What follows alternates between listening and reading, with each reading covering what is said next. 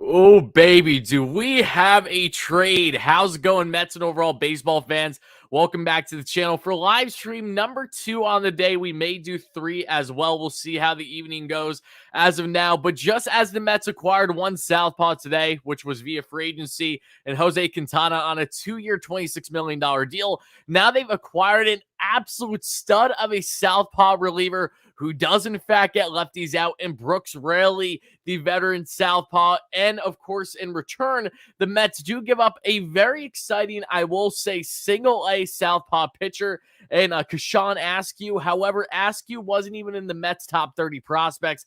By no means did they give up a top prospect in this situation. I just think that the guy that gave up is going to become a stud for the Rays, as they do so well with developing pitching. But for a Mets team in a win-now stage that desperately needs help in this bullpen, lefties especially, bona fide lefties, this is a fantastic move for the Metropolitans. I am so happy about this deal. I remember last offseason when Brooks Raley was made available. I'm not sure if it was through the Rule 5 draft or if it was just simply because he was cut by the Astros. Whatever the status was for Brooks Raley, I'm almost certain he was I know for a fact he was available last offseason after he was done with the Astros.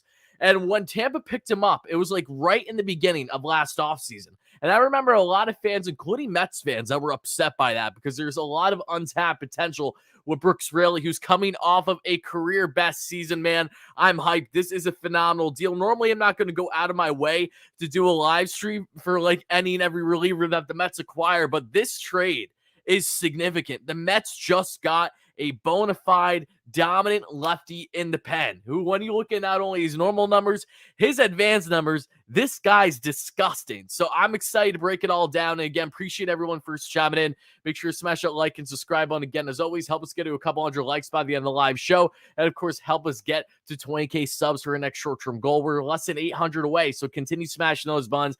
Thank you all so much in advance. And of course, I have to let you all know that today's show is brought to you by BetOnline. BetOnline is your #1 source for all your sports betting needs. So make sure you head over to betonline.ag using promo code Bleav at BLEAV. That way you get a 50% off welcome bonus. BetOnline, it's where the games begin. And now, folks, let's get into this one because I'm pumped. When I saw this deal first broke, I think, who was it? It was John Heyman that I think broke this deal?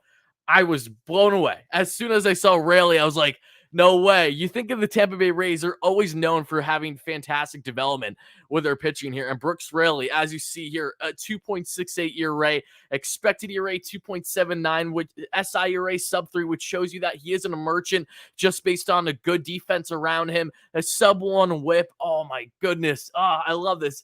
Such a good pickup for the Mets. We got a lot to get into with him. We really do. So give me 1 second, everybody.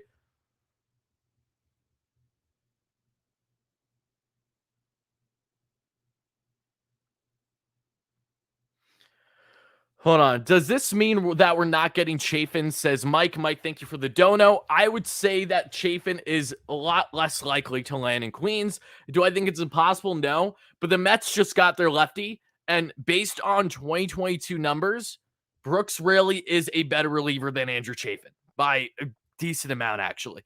Yeah, I didn't even think that Raley was going to be a possibility. We've talked so much about Chafin because he's available there in the free agent market. And I love Andrew Chafin. I would love it if the Mets land him. But they just got their lefty specialist. That's what the Mets literally just got their lefty. That's what just happened here. They've acquired 2 southpaws today, and this guy's phenomenal. I'm raving about this. I really am. So first, let me break down who the Mets gave up exactly for people wondering. Again, I really like the reliever the Mets gave up in Kashawn Askew. He was only playing in, high A so far in his young career. Has kind of almost like a sidearm release as a southpaw. Touches high velo on the gun, nasty stuff. Only had like a 2.4 ERA in the minors this past year. But again, is someone that was very expendable. By no means a top prospect in the Mets farm. He, of course, he's 6'4", towering southpaw. And again, he might become the next best thing since sliced bread for the Tampa Bay Rays. Wouldn't surprise me at all. Usually when you're trading with Tampa, you know that they're going to benefit in that deal too. You just don't know to what degree. But what I can say is that I want to ask you, even if he thrives in Tampa, Awesome. Good for him. But the Mets needed to address this in their bullpen. And now they get a guy that also is under team control for another 2 years. He has a team option in 2024 as well. So this is a perfect move for the Mets. This is just about as good as you can get. And for a Tampa team, they come out with good pitching like no tomorrow. They do this every single year. They take guys that are nobodies, make them somebodies. They take somebodies and make them studs. That's how Tampa works when you're on a small budget. They need to be great in player development, and they certainly are that. But yeah, let's get into Brooks Raley here, because Raley's a really interesting character. So he started his career in 2012 with the Chicago Cubs, and when he started his career, wasn't good at all. He was a guy that was first coming in the league as a starter. That didn't work out. Then he was toying between the starter and reliever. Didn't work. He then goes to the KBO after only 2 years in the MLB. In 2015 all the way to 2019, he is a starting pitcher in the KBO. Not a great one either. I will say that he was averaging 30 starts each season for those 4 or 5 years in the KBO, and 170, 180, north to 190 innings.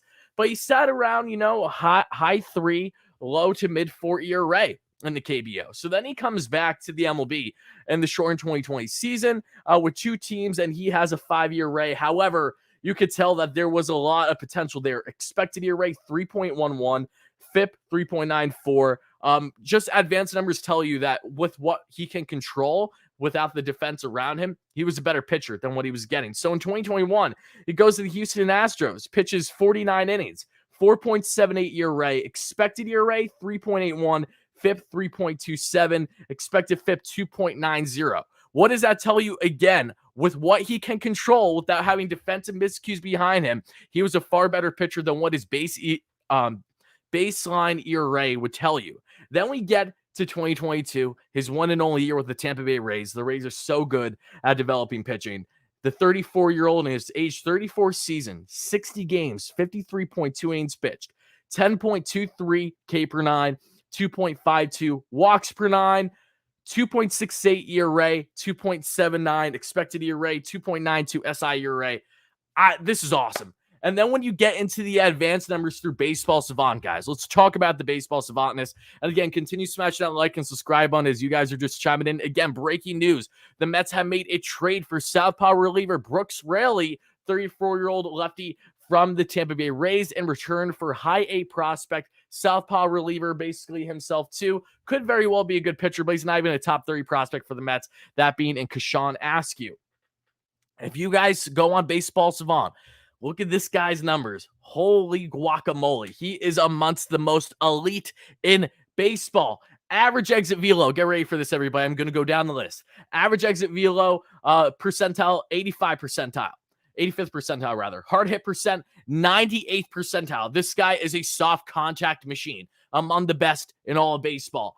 Expected ERA and XWO and OBA, 88th percentile. Expected batting average for opposing hitters, 83 percentile. Expected slugging, 94 percentile.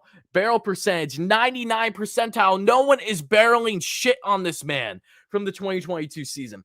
K percentage, 80 percentile. Walk percentage, above average at 63 percentile. Whip percentage, swing and miss rate, basically 67 percentile. Chase rate, 92 percentile. Fastball spin, 89 percentile. Fastball velocity, only 8 percentile, and extension, only 7 percentile. That means nothing. The guy does not throw fast at all, but he has such a ridiculous swing and miss rate. There's no hard contact at all. Chalk in the chat says I can barrel him. That's fine. This is such a good deal for the Mets, guys. This is such a good deal. Even if he pitches with the Mets to, like, say, a 3.5 ERA, he's still going to be damn effective. Okay. But let's see here. I know you guys are telling me to check up some stuff. Can you compare to Chafin? He's better than Chafin in pretty much every aspect based on their 2022 respective numbers. I've went through all of them already. Brooks Raley is the better pitcher between the two based on most recent performance. Now, again, for Raley, can he continue this, right? Because he had a dominant year with an analytically driven club like the Tampa Bay Rays. Didn't even have a bad time in a short stint with the Astros. His expected numbers were far better than his baseline ERA. So now he comes into a Mets team that have over 30 people in their player development / analytical staff. I think he's going to thrive here and do just fine. But Again, my raw reaction, I am so happy about this move.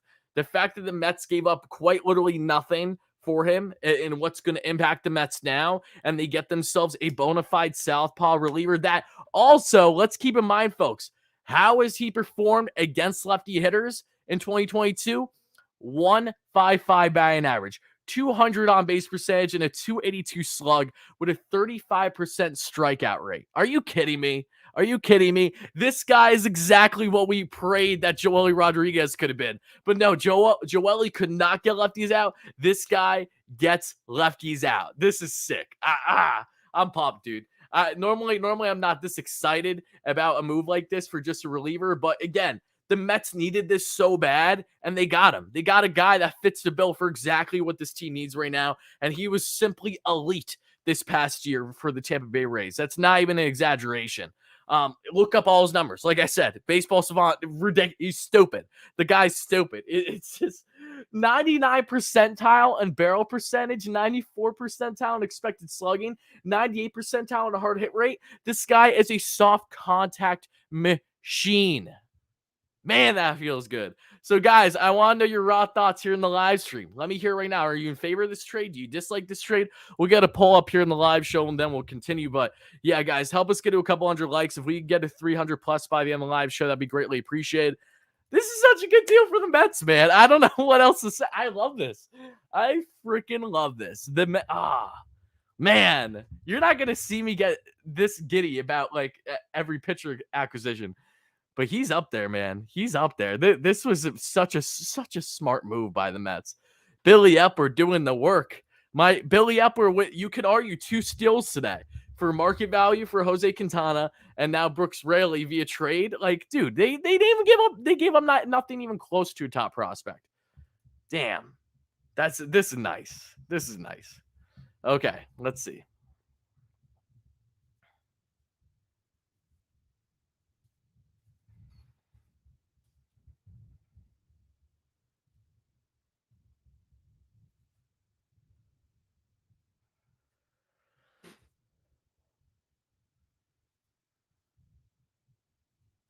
Okay, let's ask the community. We're getting the poll in there. There we go.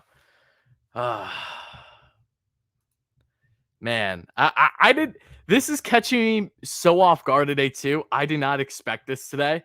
That's another thing. I didn't think the Mets were going to pick up a reliever to this extent at all. Right now. Man, oh, man.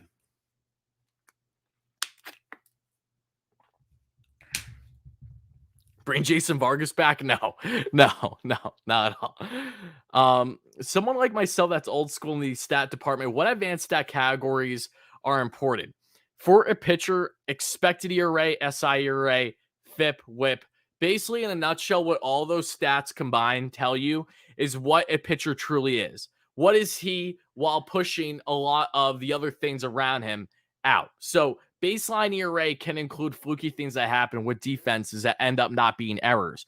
But with expected ERA, SI ERA, things of that nature, it's more so on what the pitcher can control while separating himself from the remainder of the team playing behind him in the infield and outfield defense. So those are always important. But if you go on Baseball Savant, it's basically as simple as I know that this sounds kind of silly, but if it's in the red, it's good. And if it's in the blue, it's bad as long as it's not fastball, velo, and extension, literally. Because the only percentiles among all pitchers in baseball that rarely is poor in is fastball, velo, and extension. And that literally means nothing when he's an elite pitcher. It doesn't matter if your velo isn't great, if you're getting a chase rate at 92 percentile, among the best in baseball, K percentage, 80 percentile, average exit velo, 85 percentile, expected batting average, 83 percentile, expected slugging, 94 percentile, hard hit percentage, 98 percentile, expected ERA, 88 percentile, barrel percentage, 99 percentile rather, whiff, 67 percentile, fastball spin rate, 89 percentile. I didn't even mention that already. The spin rate on him is ridiculous. So that's what goes in hand with, he doesn't need crazy velo because he's having ridiculous spin. He has a slider, which he favored 30% of the time in his arsenal this past year. Forcing fastball, which tops out around 91 miles per hour, is 23 percentile of his arsenal. 86-mile-per-hour changeup, 19% of his arsenal, and 88-mile-per-hour cutter at 19% of miles per hour. And let's look at his numbers here. Let's see what his strikeout pitch is. Okay, it is that slider. Okay, he has the wipeout slider. Lefties, especially down and away. Sayonara, you're out of here. Aaron Loop 2.0. Yeah, literally. That's exactly what the Mets have here. This is Aaron Loop 2.0. This is what they hoped that they were getting in the Joey Rodriguez and Miguel Castro trade, but this is what they actually have now. So this is exciting. Yeah. 40 out of the 60 or so strikeouts that he had in 2022 came via the slider. Down and away, baby. Down and away. Spam it. Or, of course, the back foot slider to the right-handers. Nasty. Nasty. Love it. Love it, love it, love it, love it, love it. Mark Healy tweeted. I'll check Mark Healy. Bear with me.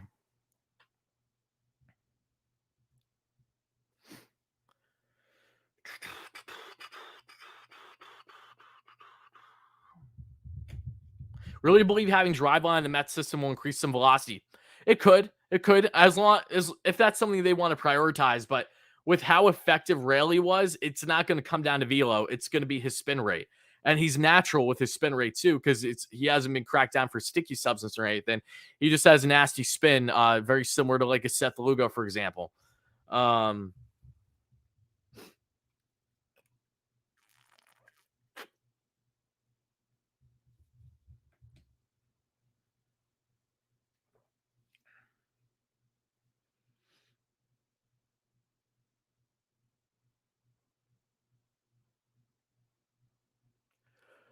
Let's see here. Screw it. Get Liam Hendricks, Savadavino walks. Nope. Thank you for the donut, John. But last thing the Mets need is that atrocious contract. I'm okay. I don't need Liam Hendricks, especially as a setup man for Diaz. Nah, I'm cool. Thank you for the donut, though, John. I appreciate that. Where do we need a bat? I know the Mets will get offense. Don't worry. When that will be has yet to be seen, but they're still focusing on the pitching market right now. They're still very much in on Kodai Senga. This is just such a good deal for the Mets, guys. I know for people on replay, you're probably fed up already, but dude, such a damn good deal for the Mets. Like it. Billy did something nice here. Billy really, really was smart with this trade. I can't emphasize that enough.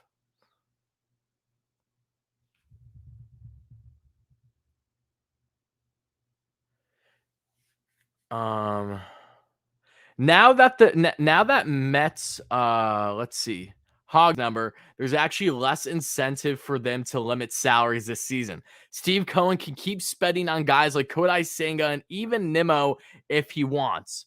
Even if he wants. So as long as he's willing to pay the penalties, they have few commitments past 2024. This is what I mean. Yes. Get me Senga. Get me Nimmo. Give me one more bat, if anything, and let's call it a day. Okay. And then, one or two more things for the bullpen. Things are going. This is what I like to see, baby. These are good reports. I love that.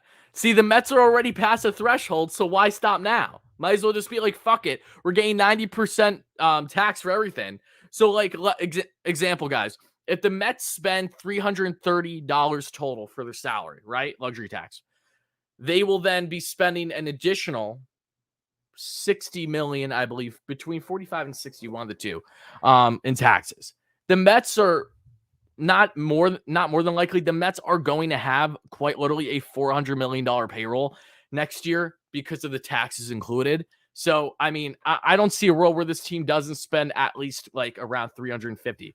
So, I think Nimmo takes the $190 million deal from Rockies. Where did you see that, Hog? What? Are you capping or are you being serious? Because I think you might be capping.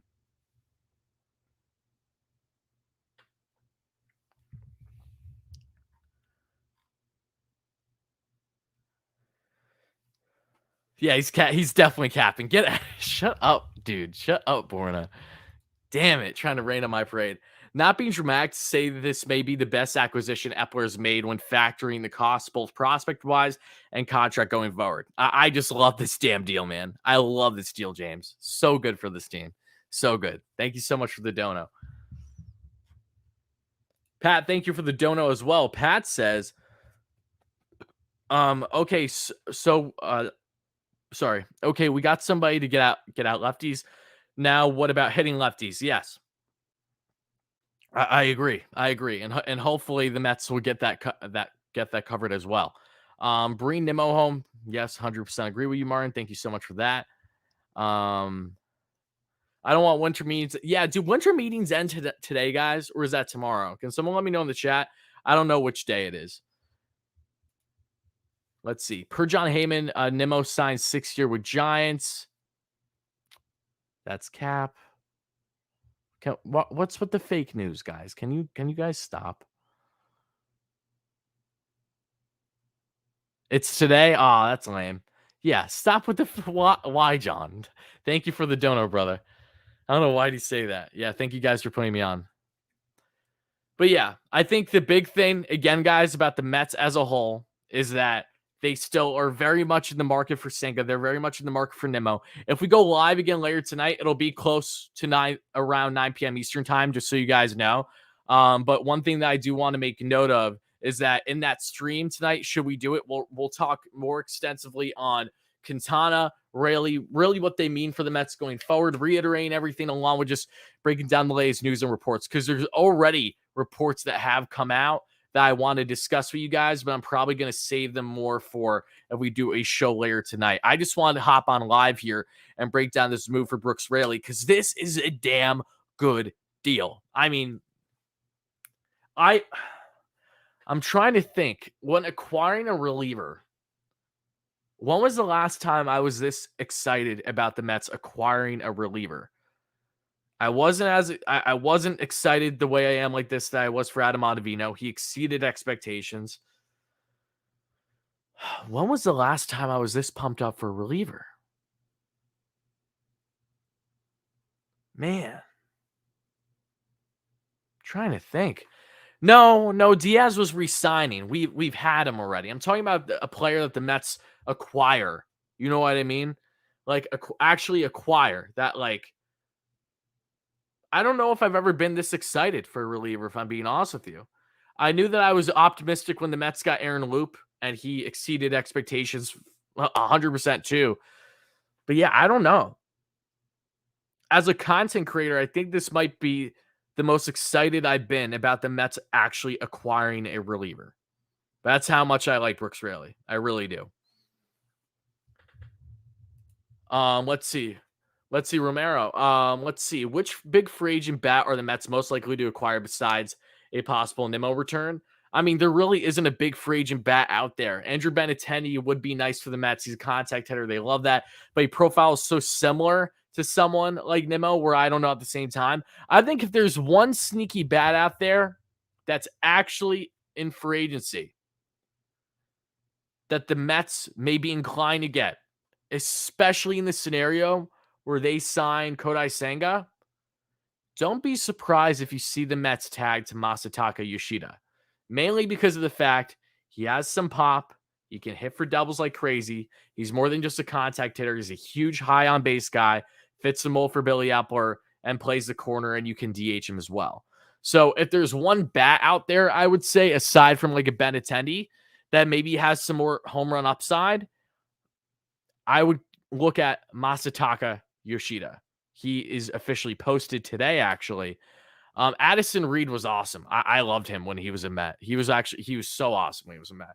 Such an underrated move when the Mets did that back in the day. But yeah, Masataka Yoshida would probably be the guy. Mets get AJ Pollock. That's another name. He does rake against lefties. So if the Mets did this idea of, the platoon DH / having a corner outfield option, I could be on board with AJ Pollock. However, I also could see him getting overpaid and higher commitments somewhere else. So that is yet to be seen at the same time. But yeah, once more for people in the back, guys, the Mets acquire a big reliever and Brooks Raley. They already have him signed for another 1 year, and then in 2024 he has a club option. I'd imagine Mets will pick that up as long as he performs well. Phenomenal season this past year for the Tampa Bay Rays. And all the Mets give up is Kashawn Askew, and I wish him all the best. He's a nasty reliever in his own right, little side armor, 6'4", big guy like Raley, but I think the Rays are going to make him a stud. And again, that's not going to faze me as long as Rarely performs well as a competent getting lefty out type reliever, especially a guy that can eat high leverage innings. And I think one more big thing that I love about Raley is that he's only a couple years removed from being consistently a 180 inning pitcher year after year. From 2015 to 2019, he pitched on average 180 plus innings in the KBO per season as a starter. So he can handle a bigger workload if need be. If the Mets need to consider him as a swing guy, they will. I do see the appeal though in wanting him as a 1 or 2 inning reliever at most though, because it seems like you're getting the most dominant stuff from him in that span versus stretching him out farther. No less, I love this deal for the New York Mets, and I'm excited to see more of what they're going to do. Stay tuned. It looks like that there's a solid chance that we may be live again later tonight. But yeah, Rhino, yeah, I agree with you. This is such a W. You could argue that this is the best trade Billy Epler has made so far as a New York Met. You could definitely make that argument, and I would tend to agree with you. Such a good damn deal. Such a good deal. Ugh, I love this deal. I'm going to go, though, guys. I don't want to be on here too long. Like I said, I'll try to be back live later today. And by doing so, that's why I'm going to cut things off now. So make sure to stay tuned for more content. Check out the Jose Quintana breaking news live stream earlier today if you haven't already. And stay tuned for another show tonight. And, of course, more shows and individual videos throughout the remainder of the week. Love you guys to death. And as always, let's go Mets, baby. Brooks Raley is a New York Met. Let's see what next is for the team in Queens. Peace out, folks.